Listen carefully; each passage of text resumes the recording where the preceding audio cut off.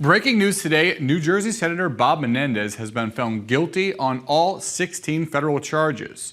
Over a 9-week trial, prosecutors told tales of cash bribes, gold bars, and even a luxury car. Menendez was accused of abusing his power of office to protect certain allies from criminal investigations and helping enrich friends, including his wife. Joining me now is the Hill staff writer, Ella Lee. Ella, what are the charges that prosecutors alleged?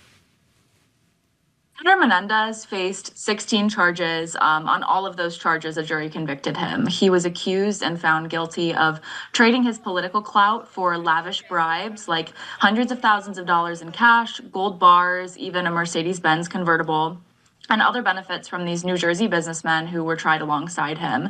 Menendez was found guilty of attempting to intervene in separate criminal investigations for those businessmen and of helping them to enrich themselves and to enrich Egypt. In regard to Egypt, he was accused and convicted of acting as a foreign agent of that country, using his influential post as chairman of the Senate Foreign Relations Committee, which he no longer holds, to gather information and sway outcomes in the country's favor. What type of sentencing will he face? So the judge today scheduled Menendez's sentencing for October 29th, which is obviously just days before Election Day. Menendez has turned down calls to resign, but he is running for re-election, but not as a Democrat. Instead, he's mounting an independent re-election bid, but of course, this could completely shake that up. Not only are prominent Democrats like House Majority Leader Chuck Schumer calling for his immediate resignation, but he's also facing decades in prison. If you look at just the statutes that he's charged under, he actually faces up to 222 years in prison, but he's a first-time offender and those maximum penalties are rarely applied.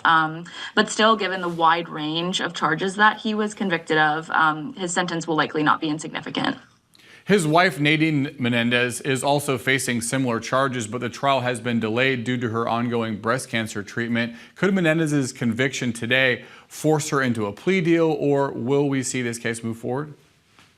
Yeah, it absolutely could. Nadine Menendez, as you said, faces very similar charges to the senator. And at trial, the senator's attorneys really painted her as this go-between for Menendez and the businessmen that were tried alongside him. Now, prosecutors can't use what was said at that trial as evidence in Nadine Menendez's trial. However, it could inform how they lay out their case. And the sweeping conviction that Menendez had on these charges might weaken Nadine Menendez's confidence in her ability to beat similar charges, in all likelihood with a similar jury.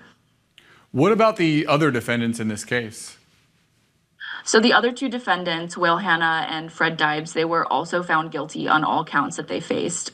Their sentencing guidelines are less than Menendez's, but they are still also potentially looking at decades in prison.